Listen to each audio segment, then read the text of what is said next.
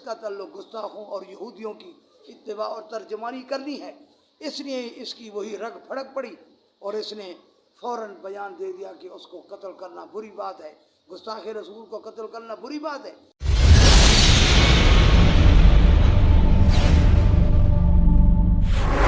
الذين يحبون أن تشيع الفاحشة في الذين آمنوا لهم عذاب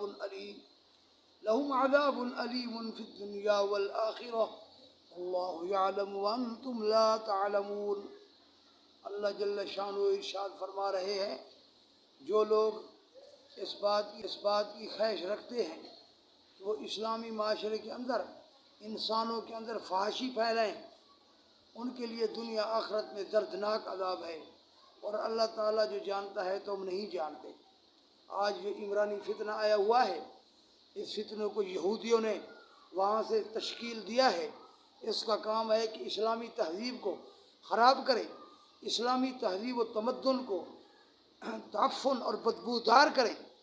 ان لوگوں کی انشاءاللہ تعالی یہاں دال نہیں گلے گی۔ انہوں نے جو فحاشی پھیلائی ہے، ان کے لیے دنیا میں بھی بہت زیادہ عذاب ہے۔ ہر کسی کے ہاں یہ برے اور بھدے لوگ ہیں، ساری معاشرت ان کو گندا اور گندا کہہ رہی ہے، اور ہیں بھی یہ گندے، اور آخرت میں بھی اللہ تعالیٰ کی اس پر سخت پکڑ ہوگی۔ اور ان کا کام ہے کہ یہودیت کی سپورٹ کرنا۔ اب سلیمان رشدی جو سن 90 میں گستاخیاں کر کے یہاں سے بھاگ گیا تھا، وہ گستاخ رسول، گستاخ صحابہ، گستاخ اولیاء اللہ تھا، اور وہاں سے منہ چھپا کر بھاگا تھا، جس کے لیے خمینی نے بھی اعلان کیا تھا کہ جو اس کا سر قلم کر دے گا میں اس کو 10,000 روپے انعام دوں گا۔ آج وہ قتل کر دیا گیا ہے، وہ اپنی سزا کو پہنچا ہے، وہ اپنی عاقبت کو پہنچا ہے۔ تو عمران خان کا اس سے کیا تعلق ہے؟ کیونکہ وہ گستاخ رسول ہے، اور اس کا تعلق گستاخوں اور یہودیوں کی اتباع اور ترجمانی کرنی ہے، اس لیے اس کی وہی رگ پھڑک پڑی اور اس نے فوراً بیان دے دیا کہ اس کو قتل کرنا بری بات ہے، گستاخ رسول کو قتل کرنا بری بات ہے۔ وہ مدینہ کی ریاست سے دعویٰ کرنے والا شخص گستاخ رسول سے اس کی بڑی محبت ہے، اس کی اصل زہر ہو رہی ہے کہ نہیں ہو رہی؟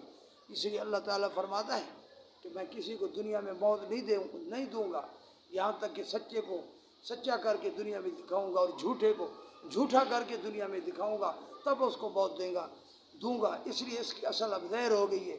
اللہ تعالیٰ سے دعا ہے اللہ تعالیٰ اس عمرانی فتنے کی بدبودار اور فحاشی اور برے تمدن سے ہمارے ملک و ملت اور پوری اسلام کی تہذیب کی حفاظت فرمائے۔ وآخر دعوانا الحمدللہ رب العالمین۔